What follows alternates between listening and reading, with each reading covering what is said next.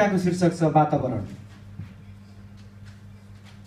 यो ढुङ्गा, माटो, पानी, खोला, नाला, हरियाली, मौसम र प्रकृति, त्यो उद्योग, कारखानाको विषाक्त पानी, प्रदूषित हावा, पग्लिरहेको हिउँमा देखिने मधुरो वर्तमान आकृति, द्रुत गतिमा बदलिरहेको संसारको वृद्धि, विकास र प्रगति, अनियन्त्रित मासिरहेका वन जङ्गल, लोप भइरहेका चराचुरुङ्गी, वन्य जन्तु र वनस्पति, दिन प्रतिदिन बिग्रिरहेको पृथ्वीको वातावरण, आधुनिकतामा रमाइरहेका जीवन हेर्दै हाँसिरहेको पातलिएको ओजन तहको आवरण, आत्तिरहेको हिमालका हिउँहरू, खडेरीले उजाड वनमा ढालिएका रुखहरू, सबैले अमूर्त प्रश्न गरिरहेछन्, हिजोको सुन्दर सफा स्वच्छ पृथ्वी यस्तो पार्ने को हो?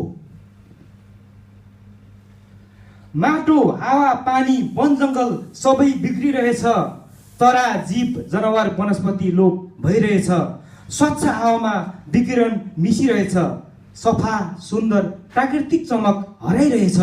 जरुर यो हाम्रो जिम्मेवारी हो वातावरण जोगाउने, जरुर परम कर्तव्य हो हाम्रो यो बिग्रिरहेको वातावरण बचाउने।